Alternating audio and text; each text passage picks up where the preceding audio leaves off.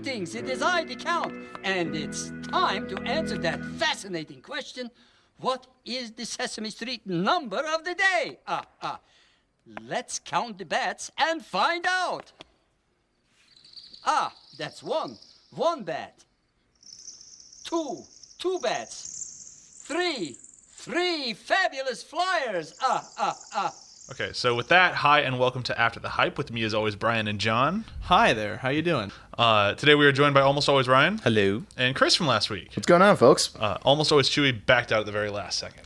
Thanks a lot. Turns out getting married gets you nowhere. This is why she's almost always. Mm-hmm. Chewy, we're very disappointed in you. Yeah. Something is missing. I call it heart, personally. All right, so we're going to continue with our month of Universal horror films. Today's talk is of the classic Dracula. Dr. Acula. Yeah, we're going to pronounce it right. Dracula. Before we get into that rabbit hole, though, we will start with a short Where Have You Been Doing? What have you been doing? Are we trying to do our Schwarzenegger or Keanu Reeves? It's Keanu Reeves doing Schwarzenegger, who's playing Dracula. I'm actually a really brilliant voice actor. Thanks for the laugh.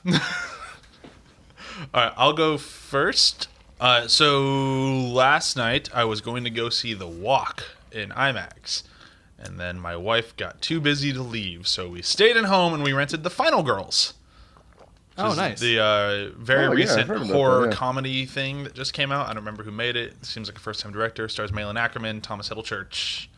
I think that Middlechurch from Silicon Valley. Mm-hmm. And it was surprisingly decent. You can tell whoever made it, I'm not sure if it was a first-time maker or something like that, but it kind of felt like it had some first-timey like kinks to iron out.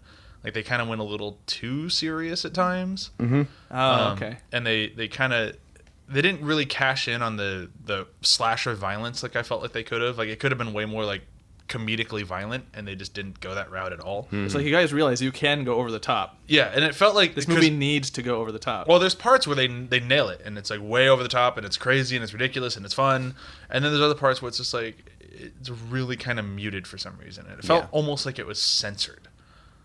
I don't know how else to describe it. It just felt like it was pulling punches a lot, which was kind of weird. It may have been, unfortunately. Yeah, it might have been. Sounds like they ran out of money and they had a special funder that... That could have been. I mean, there could have been a million reasons why it just didn't work out the way that it could have. But I mean, for the long and the short of it, though, I mean, it's obvious. Like at the end of the movie, they do like their blooper reel.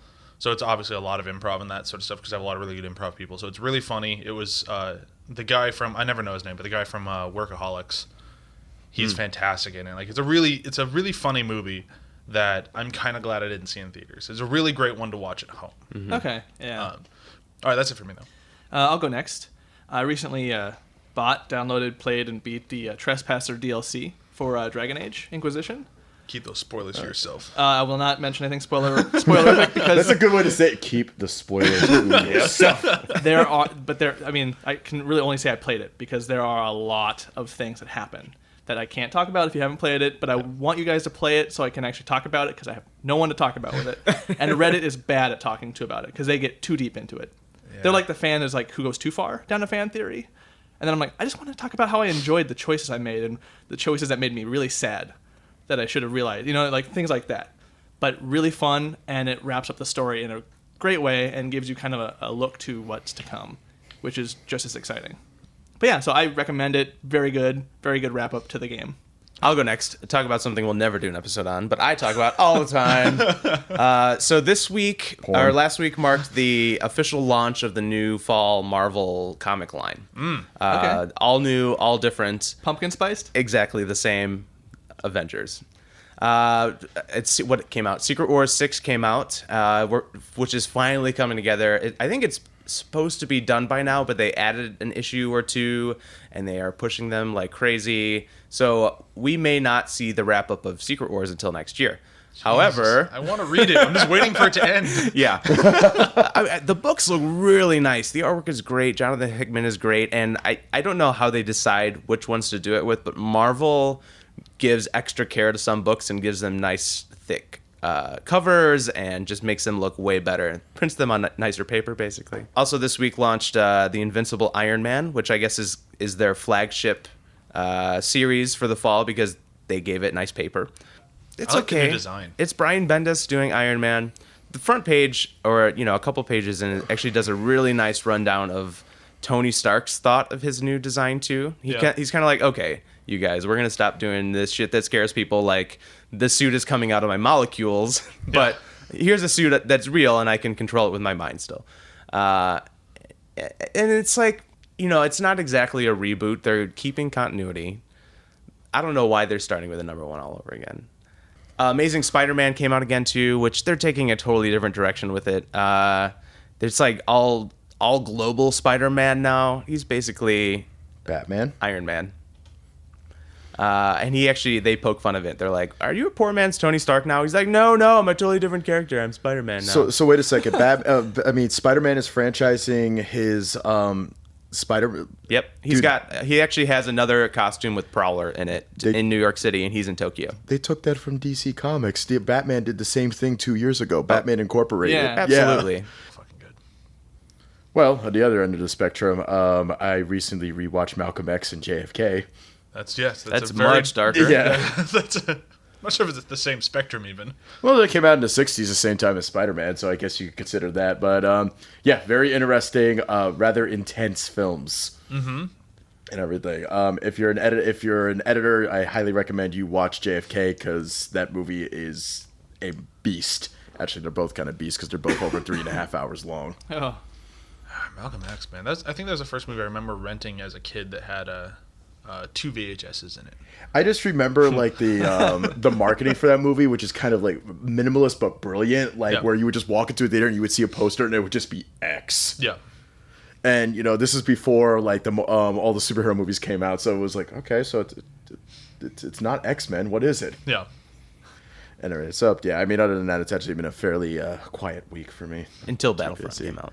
Until Battlefront came out, which then it's basically my new cocaine. All right, so now that I guess we did that, I guess I should start getting ready. Yeah, you should. You should start getting ready. Yeah. You should put your rubber on. Chris is preparing to give the rundown of the episode, and for those of you It's so empowering.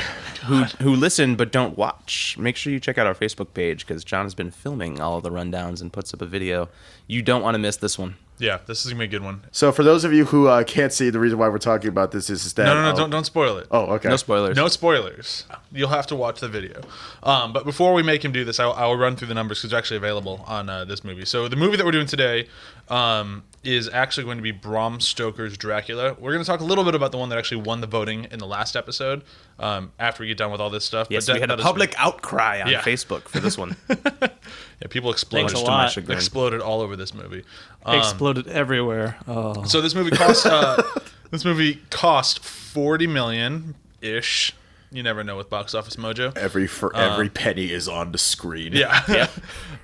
And absolutely, yeah, they spent their money on this fucker. And it made $82 million stateside, made another $133 across the seas. So it brought it to $215. Very successful, very R-rated movie. Very R-rated. Oh yeah, we're gonna get into how R-rated this film is. Yeah, which I like it when a very R-rated film can, earn its money back. Yeah. So in the review today, it's going to be short and sweet, so we'll get straight into the breakdown. The review today comes from Metacritic. It's David M. Remember, Metacritic reviews are out of 10. The worst film I've ever seen. Read the book. It was much better. 1 out of 10. That's literally what he said. He only gave it 1 out of 10. Yeah. Wow. I mean, That's amazing. Oh wow. We're gonna talk about that. Yeah. I think. 40 people found this review helpful. Yeah. 0 out of 1. Okay, so with that, we'll move into the breakout. Wow. We'll move into the breakout. I might be breaking out after wearing this for a little bit. Yeah. So the breakdown for today, we're going to stick to the... It's not mine. So we're going to stick to the 30-second format until I get tired of it. And as of right now, I'm not tired of it. So here we go. 30 seconds. You ready? All right, let's do this. Go! Bram Stoker's Dracula is based on the classic novel by Bram Stoker and stars Gary Oldman as the titular character, featuring him in an award-winning role as he tries to, actually not award-winning, but he tries to come over to London and try to suck everyone's blood. And by suck, I mean fuck every woman he could possibly find, because let's face it, that's all he does in this picture. Along the way, he also finds Winona Ryder and realizes she's a reincarnation of his previous love, and Keanu Reeves and a bunch of his friends get really pissed off about it and decide to try to kill him. That's it. The end. I stopped listening because I was counting down with my hands. Then I realized you'd stop talking. Yeah, not much else happened. For those of you who haven't seen the movie, I do apologize for my crude description of it, but believe me when I say this, it's kind of accurate in this picture. Yeah, I Very really. accurate. Yeah, No one will blame you for that description. I mean, this Spot one you on. didn't do as good this week as you did last week. Oh, This yeah, one you yeah. took Well, the that full- one I was just ready to go Yeah. on. So this one I was because Ryan told me another person had was to going to do it, prepare. and when I found this, Yeah. everybody was like, "Oh no, he's got to do it this go around." You're stuck. Okay, so Oh, that being the case. really, really quick, just to talk about the winner from last week. Which we got to capture this audio. What do you think? Okay. Gross. Last week, Michael Keaton, you earned your paycheck on that film. So I'm gonna put a little timer on here so we don't go into this rabbit hole for too long before we actually start talking about the movie of today. But I want to talk a little bit about the winner of last week because last week's winner was such a weird little movie. So last week when we did this episode, we voted and we decided to talk about Abbott Costello meet Frankenstein. Bold choice. It's a very bold choice, but it is definitely more about Dracula than it is about Frankenstein. Well, I think the reason why we were going for it and stuff, and like, I completely understand why we decided to go with Bram Stoker's Dracula. And Well, the everything. Facebook voters got us there. Damn bastard. No, I'm kidding. And we lose all our fans. No. And we love all of you. Great people. No, I think like the reason why we chose that is because it's one of like the best films that has all of the monsters in it and everything. And, Yeah. You know, it also features the original Dracula, which is Bela Lugosi. Yeah. And it's Two hard good not to reasons. mention these monsters without coming to this movie. You come to this movie eventually. yeah. Yeah. If you start looking like the old school horror films, this is like where it all kind of like, and I believe, correct me if I'm wrong, you'll know this more than anyone else at the table. This is the last time Bela Lugosi played Dracula. I believe it is. I believe it is the last time. I'm not too sure about that one. So if anybody that's listening on the Facebook page, if you want to double check it, feel Yeah. free to and everything. But also the other thing is that it's also, in my opinion, a better movie than the original Dracula. Sure. Well, Okay. someone just died. Yeah, I was about to say. I'm like, Someone disagrees. Someone upstairs disagrees. just somebody. You just see this like giant clawed hand just come up and take. But no, it's such a. Now, Chewie and I watched this a couple nights ago, and she'd never seen anything with Abbott Costello before. Oh, man. And it's just like there's something about like their comedy that just like it was kind of timeless. Like they absolutely. crack me up. Yeah. No, and I mean, like the film is also it strikes the perfect balance between comedy and horror. Yeah. I mean, like it's one of those. I mean, like for our listeners out there, if you're a little trepidatious about watching this, trust me when I say this is a 4-star film. Like, Oh, yeah. definitely check it out at some point in time. And it's longer than all the original movies too. It's like what, like an hour 35, I want to say. Yeah, well, I mean, like, if anybody, like, if for those of you who haven't seen it, the original Dracula is very. It feels like you're watching a play at points in Yeah. time. Like, it's very, like, except for the beginning of it, which takes place at Dracula's castle, it very much feels like all of a sudden you move and you're just watching a Broadway play being filmed on it. Whereas Abbott and Costello Meet Dracula, it actually has, like, a bunch of, like, interesting, like, set pieces to it. And Oh everything. yeah, there's definitely it's a full blown like it was more of a movie than I thought it was going to be because I'd never really seen it before this. I'd seen like bits and pieces because my dad always played fucking Abbott Costello for me, so I know I've seen parts of it because I recognize parts of it. Yeah, I that's where never I'm at watched on it it. cover to cover, and it's like it's a surprisingly well made film, and it's just a lot of fun. It has like really great little one liners. Like when they're going back and forth about like why would a woman ever want to date you? He's like, well, look at a mirror. He's like, why would I hurt my own feelings? Well, no, one of my favorite scenes in it is when Frankenstein is hunting for actually not Frankenstein, sorry, the monster, which is also an erotic title because Frankenstein's not in the picture; it's the monster. But like, I love that scene where like he's trying to hunt them down, and then you see him like come out and he's cleaning a cloak and stuff, and he's like back, and he turns around and he goes, "Oh yeah, he thinks I'm Dracula," and then like the guy just has this look in his face like, "What the fuck are you doing?"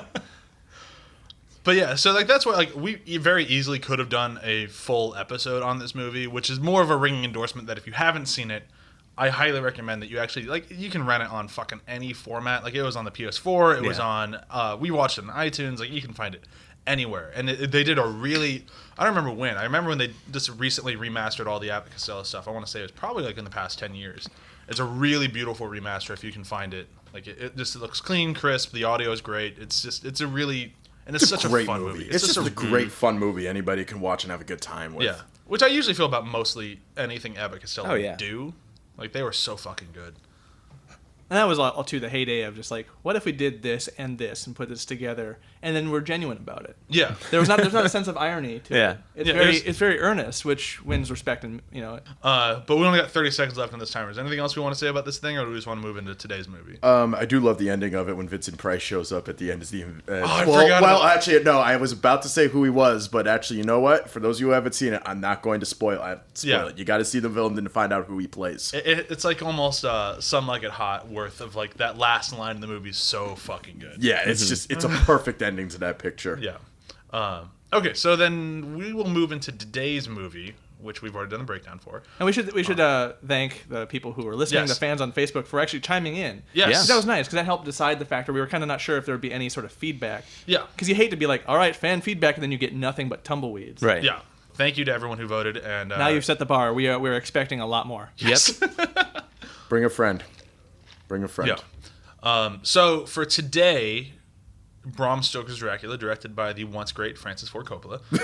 Once great. Oh, burn. I didn't mean that to be as mean as it was, but No. Unfortunately, I think what you were saying is kind of accurate. But you know, Sure. it's not anything more than what he says about himself. He says he's done, and he knows it. So Yeah. Well, this movie, They have great wine. Have you had? I want to get back to my wines. Yeah. Well, I feel like in this movie, actually, a better breakdown of this movie is that Francis Ford Coppola basically decided, to quote, this is title Spinal Tap, to go up to 11, and then decided 11 wasn't good enough and kept cranking it up. Yeah. I think that's probably gonna be the best place to start for this thing because we've done a breakdown, but the general look of this movie Is like nothing you've ever seen. and like It's distracting. it almost is like it's just like breathtaking. Holy shit! Like this is just a risky movie, especially for like an R-rated film in the '90s. Like Yeah. the fact that you couldn't make that movie today. You Oh can't. no, they wouldn't allow him to make. I mean, like, For as supposedly kind of open-minded as we are today, you can't make this movie. No, the only person who's even attempting to make things of this like practical quality is Guillermo del Toro, and even he's going down the CGI route nowadays. well, no, even he does see like CG. Okay, for those of you who don't know, Francis Ford Coppola, and I kind of avoided talking about this in the breakdown and stuff, but I guess we should just dive right into this. Yeah. And this is in the special features of the 2-disc special edition and stuff that just came out. That came out a couple of years ago. On for sale this on film. Amazon.com. On sale on Amazon. Please buy it. Didn't the Blu-ray just come out? Or like the 20th anniversary or something? Didn't this just happen? Because he just did a bunch of interviews. I think, yeah. The past 2 weeks. The anniversary was like 2012 or something like that for this picture. But to give you guys an idea, he wanted this to feel like, because Dracula was written right around the advent of cinema, so he wanted to do this movie like it was made during that time period. And he nailed it. He nailed it. So what you see in that picture is probably, it might be arguably the best use of practical effects you may ever see in any picture. Yeah, I could see that. Like there's very little computer effects. Like really, what it comes down to is color. Matte paintings. Up the Well, wazoo. yeah, I was about to say, because there's certain things in that picture which you would think that he did computer-wise, and like I said, special features explain this, that he did not do computer, like that he actually did on set. Specifically, like that giant book, the books thing and stuff that you see on the railroad, they built a giant person-sized book to put onto scale against like the railway tracks. That way they could get it in camera. That's Oh, man. amazing. Like that's the stuff. And I mean, what's interesting about it is when you think about it, it is ingenious. And if like, you know, I feel like it's almost kind of sad because we've lost that sort of imagination, I think, with the advent of CGI and computers and absolutely. everything. No one would ever make this again. No. Yeah. And that's, it's- I mean, and the thing is, like, with people who say, like, the review we read earlier, where it's the worst movie ever, it's like, it's just that it's cheesy. But cheesy does not mean it's bad. Right. Like you can have that level of cheese and fun and not make it a bad film. And this movie is not, like, I wholeheartedly disagree with people who say that it's a terrible movie, because it is just not. Like, there's so much love in this movie. And it's also Absolutely. like it ties into kind of the romanticism that we're just not used to. We don't romanticize much of anything these days. Yeah. We've kind of lost that age, so it comes across as cheesy when it's very, very romantic horror. well, it's Very- also, it's a very theatrical film. I think that's what people find cheesy, is that like the production value, costumes, set, God, that those kind of thing costumes. are so over the top and well done that when you get the theatrical performances and Gary Oldman's incredibly over the top performance, Anthony Hopkins. and Well, Anthony let's just get this out of the way. Hopkins Everyone way is over the top in this picture. It comes across as cheesy because of that one thing. Yeah, but I think if we put them all together, and I just think it's people like it's this is going to sound super snobby, and I don't mean it to, but like the non-film people who sit down and watch this, they just might not if you just take it at face value of just like watching these characters in this movie, it will come off a little bit cheesy. But when you try to put the whole package together of like the sets, the music, all of it, like it's so intentional. I think it works really, really well, and I just think it's a lot of fun. It was like going to an art museum for me, a film art museum, and it's like I got it, but it didn't necessarily speak to me in any way. It was kind of like I was along for the ride. I actually watched this in 3 parts because I kept getting up to do other stuff. I'm like, okay, I see what's happening on the screen. It's beautiful. It's an amazingly well done. People should watch it in film school. Yeah. No, Well, I mean, like, but also it ages well. Yep. And No, that it does. Like, But you that's almost the have to- practical effects. you have Practical to- effects age so much better than computer Absolutely. effects. But even down to like just the themes and all of it together like a wine, I guess you're gonna come back to it later, and it's gonna be a different movie. Yeah. There's things I catch even now in this more recent viewing that I was like, oh, I missed that. Yeah. This is so great. Like I never saw it when it came out. I saw it. I saw it in college. I think I saw it in high school. I didn't see it when it came out. I 'cause saw- I would have box loved scared it in me. high school in terms of its. Oh yeah, yeah. content. What happened? I just finished reading Dracula when I would think I was like 9, and I caught it for the first time on commercial television. And normally my parents would let me watch R-rated films if it was on like regular, like if it was on like one of the network TVs, because they cut out all the bad parts. This was the one that they were like, we're not sure if we're gonna let you watch this one, so I had to like kind of sneak watch it without them knowing about it. It terrified me. To give you an idea, this is not an overly scary film. It's not a scary But because I was like 8 or 9 and I did not know what I was walking into, and also because I was just not used to seeing something look quite like that. Yeah. And there are also, it's not a terrifying film, but there are shots in it that are just like, There's monster rape in it that's pretty fucked up. I guess we should dive right into that, because in my breakdown, I mentioned that the way like that he comes to London to basically fuck everything that moves. That's not an exaggeration. No, he quite literally turns into a monster and has sex with a girl. It's pretty fucked up. I mean, like, And you see it. And, Oh, and yeah, you see it in all its glory. This is not like. But before I kind of want to go back and dial it back a second, just kind of go a little bit more character specific. And like, I think we should start with where the movie starts, with Keanu Reeves. Oh God! Here We have to. I want to just get it out of the we way. have to. I And want we should to. get it out of the way, because he's one of the. It is kind of like, whoa, dude, because it's you very did- close to his Bill and Ted days, so Yeah. he's still not totally out of the Bill and Ted yet. Well, the deal is that he just the reason why he was cast in the picture was because he just did Point Break, and I he can see was that, yeah. And in order to get funding for the picture, Francis Ford Coppola needed an it guy in it, and Yeah. Keanu Reeves was the it guy at the time, so he decided to cast him. Now we should all be grateful that he was able to tell the studio, no, we're not casting Keanu Reeves as Dracula, which would have been a really interesting film, I think. And then he very wisely took him out of half the picture while he had an orgy. And then he disappears. Spoiler. That way he could go have sex with Dracula's 3 wives. One of which was Monica Bellucci. Yes, I mean, like, I put it like Current Bond girl. new Bond girl, and also really? the other cast member of the Matrix movie Yeah. trilogy in the pictures and stuff. But yeah, and Keanu Reeves tries, and we have to give props to Keanu Reeves because yeah. he does try. That's what it comes down to for me is like, this is, I honestly think, I mean, we had Point Break right before this, but without this movie, I don't think we really have Keanu Reeves now. Like, this That is was true, I this agree. was so important, his transition into like legitimate films.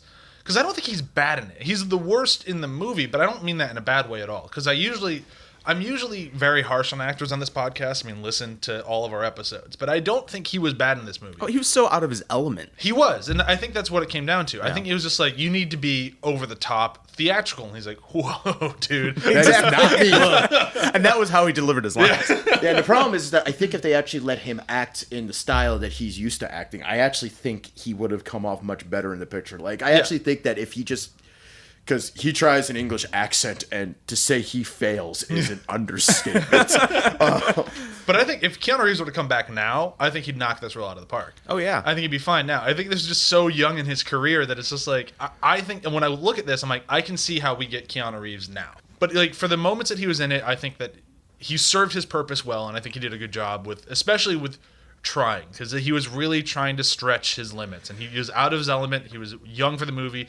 Everyone else in this movie had a bit of a theater background to it, so they'd all done this sort of thing before. Yep. He definitely hadn't. So I think compared to everyone on screen, he did a surprisingly good job trying to keep up. Well, I will say the one thing that he did fairly well in this, actually very well in this picture, was playing Jonathan Harker as this guy who's trying to be polite the entire time. Because the setup of this film is that he goes over to Transylvania to because he's a real estate agent basically, and he's trying to get and he's getting Dracula to sign these papers so that way Dracula can move to England and everything. So he goes over there, and this is also his big break in his career. They kind of establish this in the first 5 minutes of the picture, and I like the fact that the way he plays it is this guy who's trying to be as polite as humanly possible because he's like, this is my big break. This guy, for all intents and purposes, is being kind of polite to me, and just sees this crazy shit every 30 seconds, and is just trying hard not to scream, what the fuck is going on? So we can forgive him for being a little shell-shocked for the entirety of the movie. Yeah, I mean, like, he's the guy who, like, literally had to deal with the well. insane shit, like, before anybody else did. And it was... He's the audience is in. Yeah, but I love the... there's kind of, now that we're kind of in that area, I like just talking a little bit about the Dracula castle. Like, the first third of this movie. It's fucking amazing. Like, that's really... If you're watching this movie like Ryan did in parts, I could see you stopping at the end of that thing, because after that, the movie does not fall apart. Yeah. But I think the really great shit is all in that first. It's kind of ironic that the worst act, well, not worst actor, because he does his best and everything in it, but like the worst performance in it is in the best part of the picture, which is the first 30 minutes of it. Like I love the practical shadow play throughout the entire. Oh, that was so good. It's so fucking good. It's creepy. Yeah. And especially in a movie that's kind of like chock full of cheese and that sort of stuff, it's still creepy. Like I like that they do a slow burn with it. Like it starts out subtle to where you'll see Dracula moving and his shadow is just like 2 frames out of place. Just almost. a little bit behind, and like it just takes a little second, and then I don't remember what part, when they're signing the papers, the shadow's just doing its own complete fucking thing, and then the shadow stays, and then Dracula's standing behind him. It was really good. Yeah, when Dracula would like disappear one frame and then come in the next, and you're like, or that scene where Jonathan Harker's shaving and like all of a sudden Dracula's there and he just like within 2 seconds is right in front of John, like moves. It's so good. I like that subtle, like, you know, you're getting hints of some supernatural, but it's not over the top right away. And they're icky hints. It's the best way I can describe it, where it gives you this very uneasy feeling, just in the nature of just it feeling this isn't right, but this is kind of gross, this is kind of slimy. There's like a unease that they really do a great job of building that up. Well, they do a good job of making like the audience going, I would get the fuck out of here. Because they really need to know. Here's what's interesting is that. But it's captivating. He wants to get the fuck out, but he can't. This is one of those few situations where it's like, unlike in a lot of horror films where, like, you know, the characters really do have a decision to leave. Yeah. He really doesn't. He is in the middle of fucking nowhere in this giant castle, surrounded by wolves. And like, and what I love about it is like after about a week or so, Dracula like pretty much just goes fuck it and decides to. It's almost like Dracula before he goes to bed every morning. Has like a list of things he wants to do to Keanu Reeves just to see what his reaction is going to be at certain points. Day 35, I moved a shadow weird. He did not notice. Day 36, I climbed down the ceiling in front of him. Which, by the way they filmed that, it's so creepy because he just the way Gary Oldman, and I guess this is a good transition. I guess we should start talking about the main man, because the way he moves down that ceiling, it is so lizard-like. Oh yeah. I mean, Gary Oldman is. I mean, feel free to disagree with me. I think he's still one of the best actors working today. Absolutely. Like, he's just dispute that. He's so fucking good in everything he does, and this is one of my favorite roles of his because I bring it up all the time in the podcast. Which one? Because he's 4 different characters in this film, that's which true. is amazing. He does all of them. He can wrangle all those and. Well, let's Ryan, do you mind breaking down which the 4 what you think of the 4 characters are? So he's got Dracula, and Dracula. No, at the beginning of the film, he is the. I like this. He's actually like a knight and a hero at the beginning of the film, and he's got long hair and he's like very shiny boy, and he falls from grace. And the next time we see him, he is kind of boob hair, boob hair. Count Dracula. I love the fact that in he's his got castle. boob hair in this. Oh my god. I don't know why I'm bringing up a really shitty movie, but do you guys remember Little Nicky? Yeah. That's exactly what I thought of. Yeah. The tit head. And there's all this buildup of how slimy and uneasy you feel, but he's able to carry that through especially when he looks most proper. So when he's in his kind of proper England mode. Yeah. Like you get Which is You mean the one like with Winona Ryder prop England? Yeah. Which is a completely different character as well. Yeah, well, Right. that's the Completely third different character. character, but And I guess you- the fourth one would be like the Predator monster. No, I was gonna say the You third see one all is these- Frank Zappa. When the first time he gets young and he's got his cool shades on and he meets Yeah. her in the street with his top hat, But, like- he's a totally different character. He's like all these He's aspects, almost like his older. streetwise, man. He's almost like his older self again. all these aspects build on each other, and in a believable way, to his credit, to Gary Oldman's credit, because you still get all those previous iterations Yeah. in the most recent one. Like he's still slimy. He still moves in yeah. a different, an otherworldly way. Even at his most prim and proper, or Zappa, like there's this. He's not moving to proper human rules, right. and it's. There's reasons like this movie that make me go, man, I miss Francis Ford Coppola. Man, he fires on all cylinders. Guys, when I said he turns it up to 11 and then decides 11 isn't good enough, I'm not exaggerating. Yeah. All right, well, let's we've talked a little bit of Gary Oldman. What else should we mention about this guy? I guess, I mean, like, Ryan, I think, really hit the nail on the head, which is that Gary Oldman is playing, like, kind of different characters in this. And I think what's kind of interesting about this film is that this is the first, well, not the first Dracula, because I guess I imagine some of the other ones have done this, but they really do a good job of making you understand where he comes from. Yeah. Like, kind of. It does a really good job of making him like this is a weird reference, but a Walter White-esque thing. Yes. Where it's like, he's definitely the bad guy. Yeah. We've seen him kill people. We saw him monster rape that girl. We also saw him take a baby and pretty much throw yeah, it. that's right. Like, Oh, yeah. So we've seen him do all of these horrible things, but at the same time, we still understand that you can sympathize is the wrong word, but you have a little part of you that still kind of wants him to win. Because at the end of the day, what he wants is his wife back. I mean, at the end of the day, he is kind of the protagonist of the film. He is. He Because kind it of had a starts out Darth with- Vader rise and fall. Yeah, kind of like, but I mean, like, yeah, you kind of do understand where Dracula is coming from. But what Francis Ford Coppola does nicely is he also balances it out with the fact that Dracula is a fucking monster in this picture, Yeah. and he doesn't shy away from the fact because there are numerous other adaptions of Dracula where they kind of don't want to show Dracula as the monster, show him as like this romantic seductor. They kind of dance around it. They focus only on the romanticism and not on the grotesquity. They Like, show everything in this movie. Yeah, They show everything in this like- movie, yeah. they're like, no, we're gonna do it. Like, and I gotta get like, I and they give credit show where credit's due. They this- give it at all. This film is great at showing. It does a lot of showing, which is like what you're supposed to do, right? Right. And they do a great job of showing it. Even just backing up a little bit, his adaptation throughout the years, like his changes, really show that he's able to adapt, and he's smart enough Yep. to adapt to the modern age, which you don't see in too many. Like there's always Yeah. kind of this adjustment, like what's this new world I'm in? Like Like- all vampire stories have this, like what is this crazy new modern age? Oh man, I can't get used to the 80s. If it was made today, it'd be like at hashtag Dracula on Twitter, and and you'd be like, what is this weird Twitter? It's he's actually, like tendering his. well, it's actually very funny. Mina. It's actually very funny that you say that. Like he establishes that because in the book, the reason why he also keeps Jonathan Harker alive for so long, and you're right, actually, they do a really good job of showing this without actually saying why he did this and stuff. But in the book, the reason why Jonathan Harker is at the house is because day and night he basically interrogates him about what English customs are like. Yeah. And Oh, everything, that's cool. and about like what new like things are there available like in England and stuff, like should I shit like what do Englishmen look like in England and everything, and basically kind of does that to him and stuff. Yeah. And what Jonathan Harker picks up after about a week or so, he goes, oh shit, he's trying just to milk me for information. The moment I don't have enough information for him anymore, he's gonna kill me. Well, and that's why it's good that they kind of cast an It Man of the time, a young It Man of the time, because it's a modern thing that the Dracula's hooking into. So there's like Yeah. these little layers that they do a really good job of piecing it together. Yep. Yeah. Let's move on to Anthony Hopkins. Once again, turns it up to 11 and then just says fuck it, Yeah. and then drives it through the stratosphere. I think this one doesn't get enough attention from people. Everyone No, kind of everyone- focuses on his Hannibal persona, but like Yeah. move that aside for now and focus on this one. This one is the big one. I think he has as much fun playing this role as he does playing Hannibal. Oh, absolutely. He was having a blast on this Yeah. set. You can tell. Like, He and ha- just the way he delivers some of the lines. He has easily the best line in the movie, I think, which I won't spoil right now in case it's somebody's quote. But it's like he just has some moments in this movie that are just like gut busting laughing, and it's weird because Anthony Hopkins I never really see as like a comedic guy. Right. I know he can be funny. I've seen him be funny before. But like, there's just some moments in this movie that just like, holy shit, that was a really funny moment. Yeah.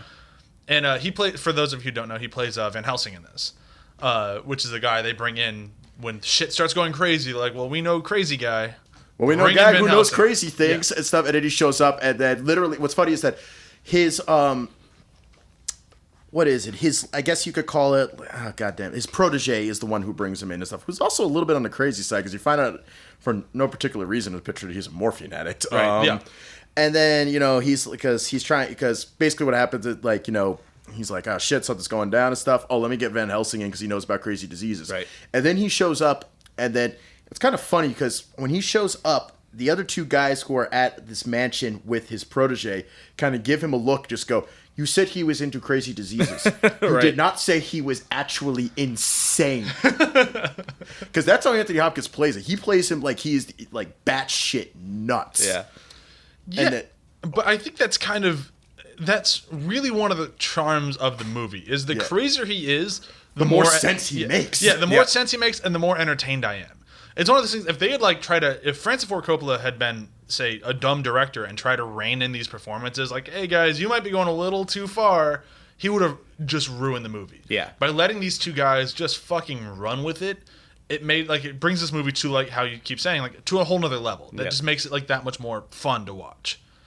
Which also makes it this kind of weird grab bag of a movie, which is why I understand when people say, I don't like it. I disagree with you. But I kind of get wrong, it. but, You're definitely wrong, but I can see why that disconnect is there, because it is just kind of like the production designer just fucking run with it. Yep. Gary Oldman just run with it. Hopkins run with it, and so like when they all just kind of go nuts, and it all kind of comes together, it's a little disorienting. Well, I love that this is kind of the root of that character, is like, to the entire world, he comes off as a crazy man. He's the doomsayer. He's like spouting all this nonsense until the crazy shit starts hitting the fan. Then he's the only one that makes any sense. Yeah, and he's the only guy that, like, when they talk, like I said, he's the only guy that actually starts believing. I mean, one of the great lines of the picture, and I don't think it's the line that you were saying and stuff, is that when he looks at him and he goes, Jack, it was when he looks at his protege and he goes, there are certain things in the world that modern science will never explain. Or I think, like, I forget, like, the exact line and stuff, but, like, he says something along those lines, which I think is such a great line, because it also hits today and everything, where it's just, like, he's like, in order for you to accept what's going on, you have to accept the fact that you don't know everything, which I think is what he's trying to establish to people. Yeah, and I buy that coming from a lunatic. Yeah. Right. It speaks more to him that, like, he's seen everything. Yep. So he's a little batty. But Yeah, because of that, pun intended. Yeah. But because of that, he can explain that much more. So it's just it all kind of feeds into each other in this really kind of awesome way.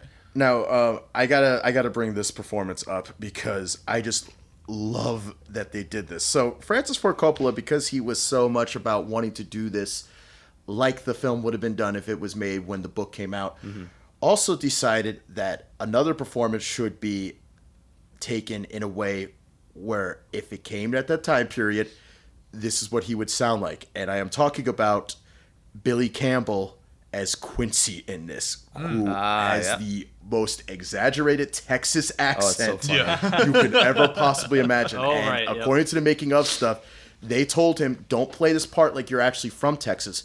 Play this part like an English like a British person would imagine somebody from Texas who has never met anybody from Texas. Yeah.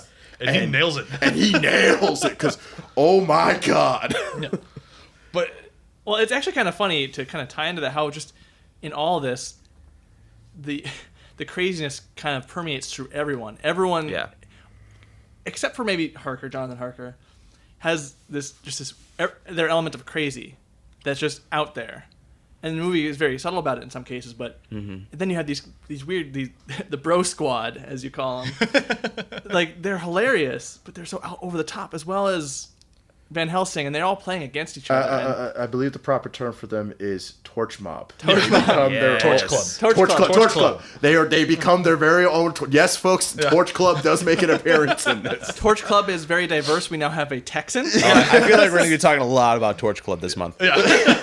Torch Club makes given there's only about 4 or 5 people in Torch Club around, but make no mistake, it's been a few they years. are a Torch Club in this. They've added beheadings to their lineup of things. Before we go, I guess Torch Club is kind of a good place to bring this guy up, because he probably should have been in Torch Club, but he had his mind taken from him. I want to talk about Tom Waits a little bit. Oh man, Another person who took it up to 11, and then decided, fuck it, I'm taking it further. Isn't that just what Tom Waits does, though? That is true. I think it's just kind of par for the course of everything So he he's does. perfect fit for this film. Yeah, and I completely forgot he was in it. I've seen this movie a lot of times. Completely forgot it was Tom Waits. Well, I didn't know who it was. Yeah, Chris I was about to pointed say, it out. like, yeah, because when Ryan was watching it, I was like, oh, yeah, that's Tom Waits. And he's like, that's who? Yeah, he does a good job. He does, and he doesn't act a lot. When he does, Right. he's good. He was really good in Wrist Cutters as well. He's one of the only good things in There's- Dr. Parnassus. Yeah. There's an element of playing crazy kind of gets done a lot and not done well. Yeah. And you need somebody with almost kind of a style of Tom Waits to be able to kind of pull that off. I mean, you're dealing with a lot of crazy people in this movie. Right. Yeah. So you need someone to be the quintessential crazy person.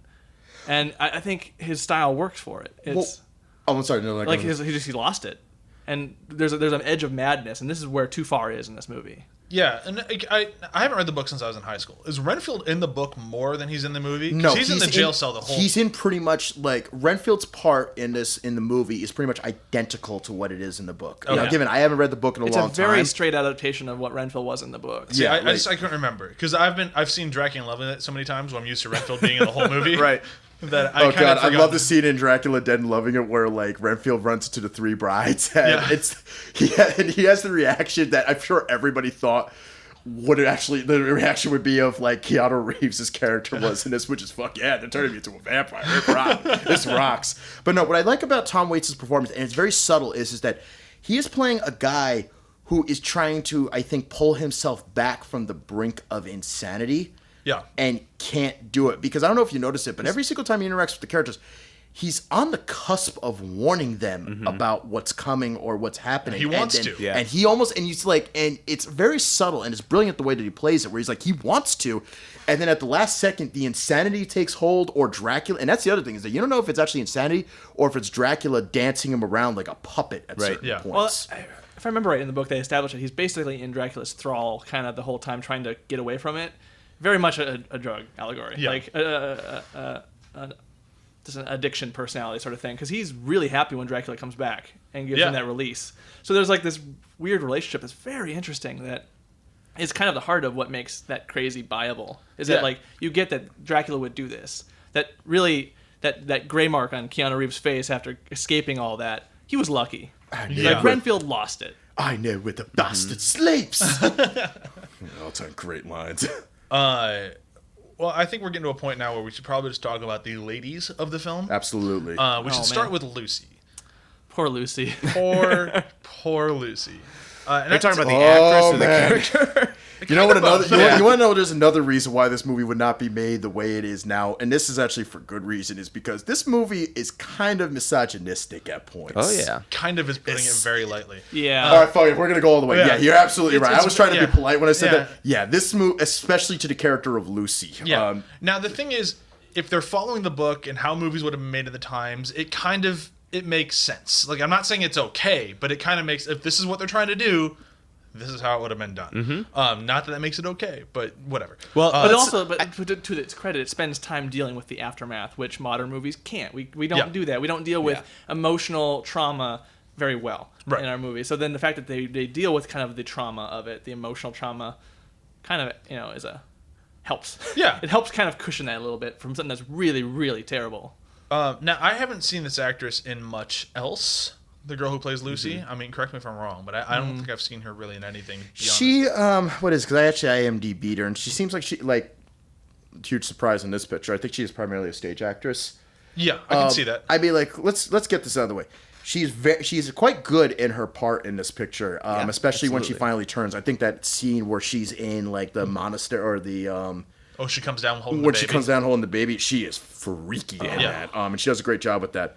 She is kind of, not counting like Anthony Hopkins or Gary Oldman, she's my favorite person in this movie. Well, she does a great performance in it, but god damn, they write her as like the epitome of nymphomaniac at the beginning of this picture. But I think Not at the beginning, once she's bitten. I think that's kind of they're trying to.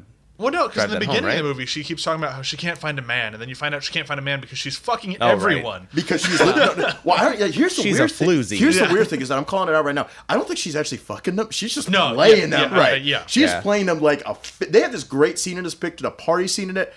and it's not an important scene to the picture, but and only that it only introduces the characters. They to show the scene you and some stuff. interesting details about her. Yeah. But she is playing them like a fiddle, and Yeah. she is doing it brilliantly in Oh, this yeah. scene. Yeah, and I think that's why I like her and her character as much as I do, because I think this actress knocked it out of the park. Like every single scene she's in, she's fantastic. She's a lot of fun, and you can tell she's having fun with it.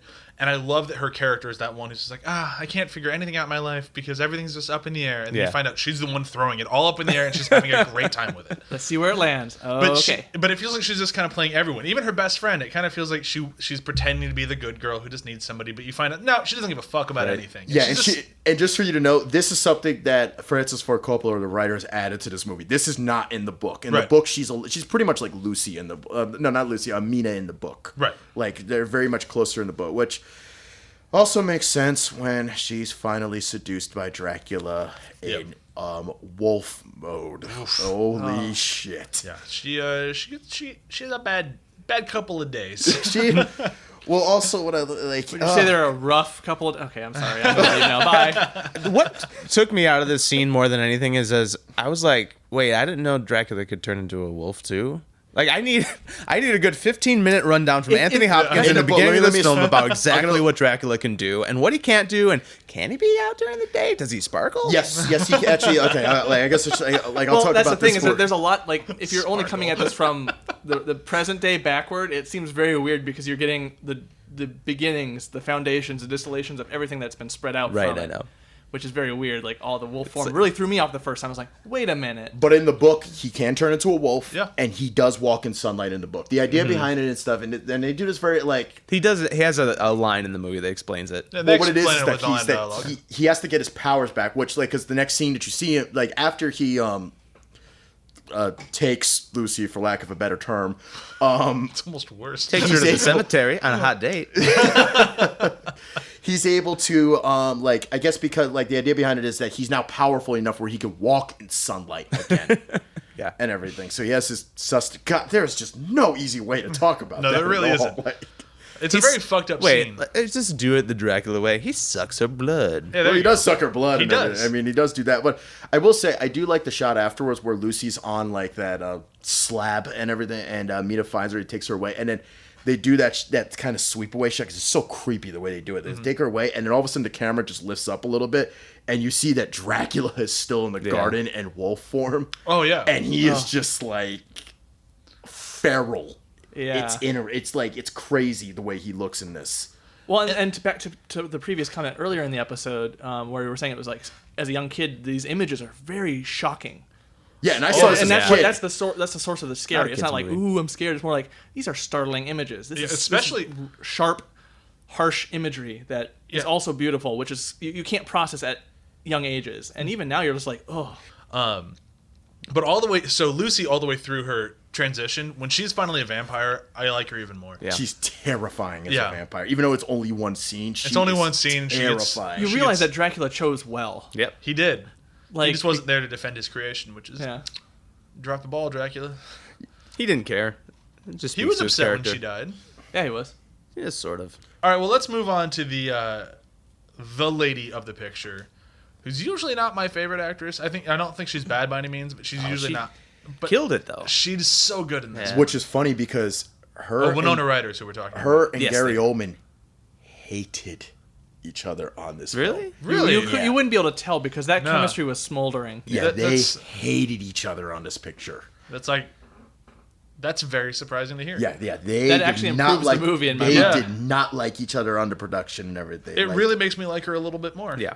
But just to her performance, it's so good. Like It is. And and she's for like- what's otherwise a kind of thankless role. Yeah. It is. It Well, it's And a- because and a it's poorly kind written of the role. least theatrical, and you're right. It is poor. It is actually very poorly written, and it's also the least theatrical, except for that one scene at the end with her and Anthony Hopkins. Oh yeah. yeah. I mean, for the most of the film, she's playing like the poor pursued girl. You know. Right. Which is, yeah, you're right. It's usually a very thankless role, but it's funny because like Well, a role that's not very challenging. You're like, oh, I just have to flail around and kind Yeah. of whine a bit. Whereas there's No, she you did a get lot the with tragedy. this. Like She- there's so much tragedy to her character. she wasn't given a lot, I don't think, but she still made it work spectacularly. And it's one of those things where like I kind of wish that Winona Ryder could get more roles like this one, because I think when it comes like the big theatrical roles, is where she shines. So like Beetlejuice and like Edward Edward Scissorhands. This like these are like the roles that she was like born to play. Like this is where she's even her fantastic. brief role in Black Swan as just the previously tortured ballerina. Yep. Just that. Yeah, but yeah, it's just she does well with the directors who can pull out like those stage performances. Yeah. And that's this movie through and through. Yeah. Which is why, like, when I tell people like I'm not the biggest fan of Winona Ryder, it's like, well, it just depends on what movie she's in. Because when she's in this sort of thing, she's phenomenal. It's kind of a almost an older style of directing that she thrives under, which these movies do. Whereas the modern direction is more like just natural, and it's like, well, no. Yeah. There's like a Modern more, style directors are just feel it. yeah. Faster, more intense. Yeah, I mean, and these older directors have a vision of a very theatrical background, which a lot of actors still really thrive under. We just don't get that today. Well, it's because a lot of actors actually start in theater. Because that's usually where a lot of them can actually keep acting. Because when you're in high school, you can be in theater. Being in films in high school is a little bit more tough to do. Right. But that's why like a lot of these people come from that. You need to overact to sell it to the guy in the last row. Yep. And bringing that down to like a film performance while still kind of having that attitude is a very, very difficult thing to pull off, which is something that Gary Oldman, Anthony Hopkins, Cary Elwes, all of them pulled off in this Everybody movie in this film, basically. really, really well. Which is still very surprising. Like I'm still kind of in shock at how well everyone did And it's with what they had to do in. and it's by far the best adaptation of the character. Yeah. Just hands down. Like, Well, it's the truest adaptation of that book. Like it's surprising how many of the adaptations this book has, and this is the only one that's like legitimately true to the book. Well, I don't know. Dracula 3000? but this Starring is Gerard Butler. this is actually a good study. You see how well they adapted it. The little things they changed, but keeping the spirit there. Actually, they made it even truer. Like, Yeah. they did a great adaptation of the book. I want to talk a little bit about the ending of the movie. Because the movie ends in a very dark place. Like, it doesn't wrap up pretty at all. Oh, it was great. Yeah, which it was a very Breaking Bad so ending. bloody. It It is just like nasty. Yeah, I like movies that have the balls to just go, it's not going to end well. And to just kind of lay those breadcrumbs throughout the whole movie. It's like, yeah, it's not going to end well. It's not going to end well. It didn't end well. Yeah. Like, we told you. And it's so tragic, which romanticism, for me, is like tragic. I love tragedy. And Well, this it's interesting. has it By in the, spades. by the end of it, you're caring for Dracula by the end of it and everything. You just want that sweet release. You give him his catharsis. And that's what's funny. Save this is man, that like- it could almost be said that Dracula wants to die. Like, Oh, he absolutely Yeah. does. Absolutely. He can't even though he's been fighting them tooth and nail, to make sure he doesn't die. There's a part of him you start realizing that it's just, I'm done with this. I don't want to be doing this anymore. Well, it's Like, kind of a- They say that's part of the, to sound super dumb, but that's kind of the curse of the vampire, Right. is immortality. Yeah. Who wants to be alive forever? Some people might. Oh, I But see most how it people- would make you a villain. Absolutely. Absolutely. Yeah. And he's just kind of like, I don't want to do this anymore. And who better to take him out than the reincarnation of his wife? And that's the redemption point. Like, Yeah. it's like now he can. Like, there's that realization that I've wanted to die, I can die. This is it. Yeah. It's not What a it's in. redemption he deserved. That's for sure. Yeah, guess no, he gets- not at all. That's But the that way- plays into the thing. He gets Yeah. like the great. He gets forgiveness. He gets redemption when he doesn't deserve it. Nope. Which is a very kind of beautiful yet like. There's Well, all it this can almost mess. be argued. Well, it'll almost be argued by God or the powers that be recognizing. Yeah, we kind of set you on there because remember he turned this way because of what the church did to him and everything. Like, Yeah, but I mean, it don't get me wrong. it still is an takes two to excuse- tango. Yeah. I mean, Right. we did this to your wife, so I stabbed your cross. I mean, it's just kind of like who's going one up on each other, which I still think is, for my buck, one of the best practical effects ever. The bleeding cross in this movie was fucking It was, awesome. Oh my god. The couple times, I love this movie because it came out of nowhere, but the couple times that the room filled with blood were amazing. Yeah. Well, it's, when the Oh, it horror was moments awesome. come in this, Yep. they come. Yep. Like, Yeah. they are full force. what else should we talk about this thing? I guess we should. You want to swing back a little bit more to the directing style of it and some of the visuals, or The visuals more than the directing style. I think we've been hitting Yeah. directing style throughout this entire thing. We Yeah. keep bringing up the style of this thing, but the visuals, we kind of started there. It's kind of a good place to bookend it. The visual style of this movie, if you haven't caught, just through all the practical, everything from it, it makes. It's weird, when you have a movie, say Big Hero 6 we did a few weeks ago, where the town is almost a character in the film. Right.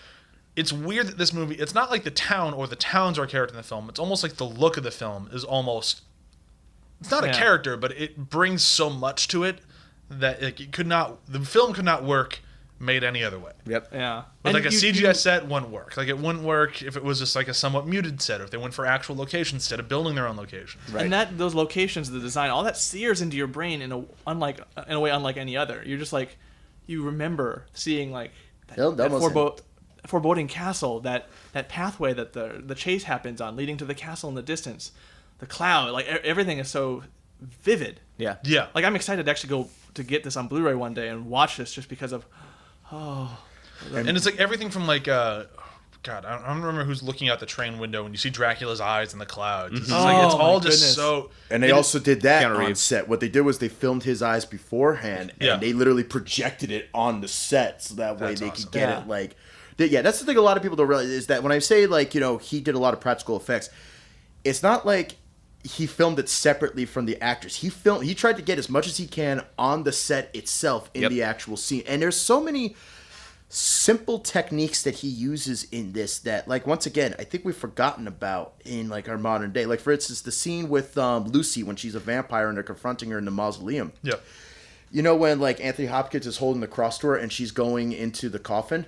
They filmed that backwards, and the reason why is because when you play it forward, it looks so weird when she comes out of it and everything. Like, and it's just little things like that, just to add to the scenes, is what enhances this film to just become one of the creepiest things at times. Oh yeah, but it's funny how well they can. I don't want to say how well they pulled it off, because it's not really. It didn't really feel like a matter of pulling it off. Like this doesn't feel like a strange success story to me. It just kind of felt like. A great director firing on all cylinders. Yeah, and it just knowing what he wanted. Yeah, it felt like a very well executed plan. Like it's something like oh, this guy made Godfather. Yeah, that makes sense. Right. Absolutely. Yeah. It's just some like one of the greatest directors who ever worked, using all of the tools in his bag, and like he just and late in his career. It's one of the last things he did. Yeah. But more to like the look of this thing, I think I like movies that know how to use miniatures. Yeah. And this movie really knows how to do it. Oh my god, it does it so well. Yeah. Yeah. I love the little puppets stabbing each other. Like, the battle scenes. Oh god, yeah, they use those awesome. puppets. I mean, like, I'm not gonna lie, this movie must have been on for like 24/7 for a year in Guillermo del Toro's house, because now that I'm thinking about it, his style could be like pretty much directly influenced from this picture. Oh yeah, definitely. He definitely borrows. I'm not sure if he borrows directly from this one, but he borrows from this idea of filmmaking. Like this is 100% in his wheelhouse. Like, I guarantee you, he owns it on Blu-ray. Yeah. Well, and we should even get into that. Just how much this has affected modern. Like the influence. We should look forward from this Dracula movie, and how much of it's just been because of this. Like the feel. Just look at Crimson Peak. Like, it's Crimson not Peak? out yet, but you look at that movie. Yeah, it's funny you should say it, because I was like, the entire time I was watching the film, I was like, man, Crimson Peak looks like could be considered a sequel to even I don't know anything about it because I've only watched the trailer one time, but like you look at this, like the style of that movie and the style of this one, it's like yeah, I could see where he's borrowing. Yeah, but just all the elements, the stuff that we found, like, oh, what, this is Dracula, all like the wolf form, the outside in the sun, like all these ideas, all these great ideas, how they've just kind of germinated in our modern culture of filmmaking and media. Well, I think the ideas of how to portray Dracula were taken for this film. Sadly, I don't think the filmmaking methods, though, were taken for this picture. And I say sadly, and I emphasize sadly on this, because, like, I know I said this a couple of times, but this is a type of filmmaking that I think, honestly, we've lost. I don't know if we're ever going to get it back, which is a damn shame, because this movie was made for $40 million, and it looks better than most $100 million pictures. Anything that comes out in this style has to be a love letter to this style. Even as this was when it was released, it was during the digital age, so it's not like they had to do it this way. They chose to do it this way, and until we get another filmmaker who, I'm reserving my hopes for Abrams' Star Wars, because I hear he's doing a lot of practical effects, and that could be cool, but. It'll take a dedicated director trying to make a film. Well, because the long and the short of this takes a fuckload of work. Oh yeah, like this is not money. It takes work, money, time. Yep. Like all things that people don't want to put into movies nowadays. And I would say I would not say money, work, and a lot of work and time though. time being the key thing because you have to get it because it has to be exactly correct, otherwise it doesn't work on the camera. But now just getting people to do this, like, Right. it costs more to make movies now than it ever has before, and that's because, like, for good reasons, because it's to get people employed and to keep their families going and all that sort of stuff. So I'm totally on board paying the people who make movies more money now than ever before. But because of that, to get all the people to paint and make these miniatures and do all that sort of stuff is going to cost way more than it did in '91 when they were making this thing. Yeah. Which is fine, but it means that it's what Ryan was saying. To get somebody to make a film like this again is going to cost way more money than $40 million. Way more money. Yeah. And it's going to take a lot of time. And a lot of times now when you go to, like, say, Paramount, Universal, or Warner Brothers and say, I have a great idea for this horror film. We're going to redo Dracula. Cool. Can we have it in 8 months? Well, no, it's going to take me 22 months to make it. That doesn't fit with our schedule. Ooh, how about 11? How about 11? And it's Maybe like, all right, we're 9. going to throw a bunch of CGI at this. Yep. And that's what happens. Like, you look at, like, the current, like, I forget their names of the people who do it, but there's a special effects house in Hollywood who released this whole video about, you know, we used to be brought on to make films. Oh, it was Woodruff. It was Tom Woodruff, and it was Yes. for the thing. It was for the Thing remake. Yeah, and it was like, we get brought on to do films, and we used to get a year and a half of pre-production to come up with the design of them, and then we go on set and we have all these practical effects, and now we're given 3 months. So you're mad at us for not making the better things that we used to make, but we're not given the time to do it anymore. Right. And that's par for the course for almost every major film that's coming out anymore, with the exception of people who want to take the time to do it, like Francis Ford Coppola did with this. Yeah. And, like, that's what, like, and it's sad because these are the movies that make us go, fuck, that was great. Yeah, and it's just, it is. I mean, there's no other way to describe it. I mean, it's real sad, especially because I think if you give people the time to do it, also... Well, and this, like, Dracula, I think, of all the monsters, requires the most time to plan, to think, because there are a lot of complicated themes. Yep. Subtleties, Dracula, subtleties to it, subtleties, themes. There are so many that are just dropped into this movie and done massaged so well that you just all the new stuff kind of misses the forest for the trees in a lot of it. Yeah. I think Let the Right One In, the first one, like, they had that intimacy down, the intimate relationship between the vampire and their The Renfield. Renfield, yeah. Yeah. So that masters that kind of that weird, that intense, that sexual, that all those elements together. It masters that one element, and that's it's perfect for that. And the movies that do that, they're getting it. They get it. Yeah. Because you can do these in the modern age, but you have to spend the time on the theme. You have to. Dracula's not an action-packed character. He can't be. No. It can. No, It's it's got to not be that romantic, tragic, and thoughtful. Yeah. And ponderous. horrifying. Yeah. And horrifying. And you can have thrills, but it's not ever going to be an action film. Right, and the ones that are action-packed are kind of cheesy and kind of B-movie fun. Yeah. But the key in this character, what makes him timeless and just such a great, convincing character, is all these little elements. Yeah. That Which this movie does. This has this. And the thing is, because it has this, and because Francis Ford Coppola took the time, because all the actors chewed the scenery, and they did all this, they did everything to this caliber, is why when people think of Dracula now, they're going to keep thinking of this movie. Yeah. And none of the other remakes that have come past it, or really before it, except for really the original. Like, it's going to be that one and this one. And that says something more about this movie than really anything ever made. Well, Yeah. you remember the Bela Lugosi one for the costume. You remember the Gary Oldman one for the movie. film. Yeah. Yep. I think that's the best way to describe it. Is you Yeah. remember Bela Lugosi because Because he's Bela Lugosi. he's Bela Yeah. Lugosi. You know, you got to give credit where credit's due. Every He did a great Halloween, job you with see that part. his Yeah. picture. Yeah. He's iconic Yeah. for his role in history. Yeah. But when you think of the movie, modern people will think of this Dracula, this 90s Dracula. Yeah. And it's just such a great movie. But with that, I think it'd be a good time to move into quotes. Cool. Oh, this is gonna be good. I'll go first. All right. Mine is by Carrie Elways. Is that how you say his name? I would say Elvis. but Elvis? I could be wrong. He's the first Robin Hood with the British accent. Oh my god, I loved him in Robin Hood Men in Tights. That was like one of the first Tights. movies in high school that I watched over and over again. And it took me right out of the film. He comes to visit Lucy, and he just walks in the room. He's like, "Good God!" Oh yeah, that's right. Dude, he could not stop laughing. I also just want to point out to everyone, and I have no idea if they did this like fully aware in the picture. I love when they do the blood transfusion, because I was watching with Ryan and his girlfriend. I turned around to him, I was like, "Can anybody tell me what's wrong with this scene?" And like his girlfriend is like, "Is it sanitary?" I was like, "No, it's not that." So finally they give up. What is it? I go, "Nobody knows each other's blood types." in They're this just fucking pouring blood scene. around the room. They could kill her without deal. knowing it. Yeah, Chewie said the same thing. As soon as the scene started, I hope they're the same blood type. Yeah. All right, my quote is going to be, it's short and sweet, but it comes from what I think is not necessarily the strongest scene in the movie, but probably my favorite. It's the scene in the movie theater when he's calming the wolf down. And I like it when he gets her to come over, and all he says to her is, "He likes you." Yeah. And it's such a weird little thing of just like he follows it up with another line that's probably a little bit better. But I like the "he likes you" line because it is such a stacked line, and it really could just be this wolf likes you, but I really think it's more of like he's speaking to her like, "Nah, come to me," and it's working. Like, come to me through this vicious animal right here that I tamed. Yep. It's such a great little scene there. So yeah, my side short and sweet, but that's it. I'll go next. It's the first one I found when looking for quotes. But there's so many. I was looking through these, and all the Dracula ones are really good because they deal with like the ponderous nature of it all. But like the one that kind of sticks to me is, "Do you believe in destiny? That even the powers of time can be altered for a single purpose? That the luckiest man who walks on this earth is the one who finds true love?" Which, that's kind of romantic, right? Yeah. Speaks right to the character. Yeah. And it's just like, it is performed well, and it's tragic. It's sad that this monster is only a monster for lack of love. Yeah.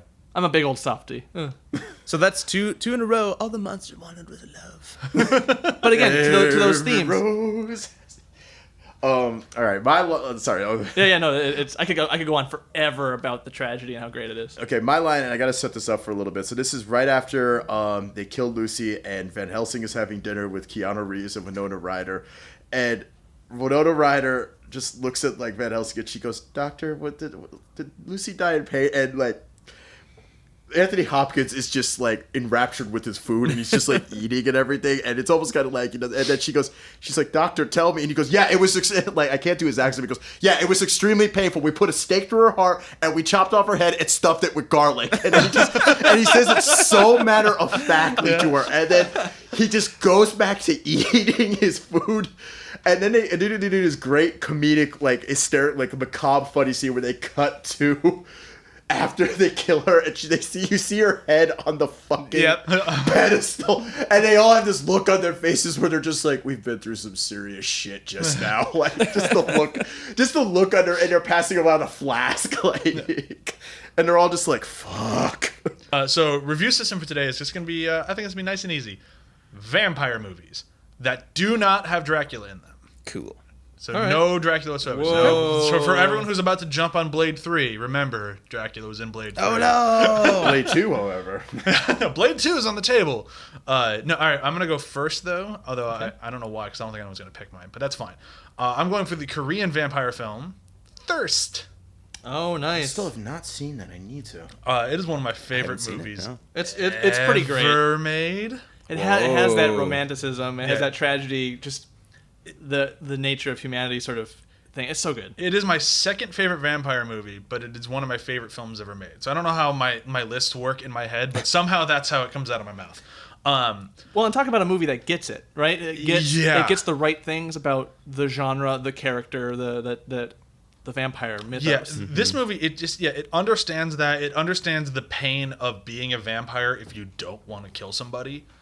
Like, so it really understands that, like, hey, not all vampires would really be down with cutting someone's head off and just drinking from the gaping hole in their neck. Like, that's not what everybody wants. And the main guy who becomes a vampire in this movie, which I can never remember the actor's name, but he's just, if you ever watch a Korean film, you've seen him. He's in fucking everything, and he's great. He was an old boy also, right? No, he was not an old boy. Okay. But he was in, if anyone saw Snowpiercer, he was in Snowpiercer. Oh, I know the guy you're talking about now. And he's fucking amazing. He plays the vampire in this film, and much like Dracula, he really just wants to be released of this. And I think that's what's really important to both of these films. Like, he understands his lot in life now, and if this is what it is, this is what he's going to do. And he likes to get his blood.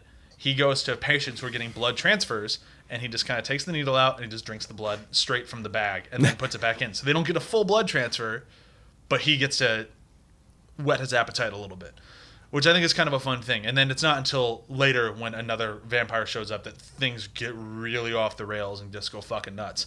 And it is an earned movie because it's a real slow burn. And then once it gets going, holy shit, does it get going. It does not stop. Yeah, and it is just brutal as hell.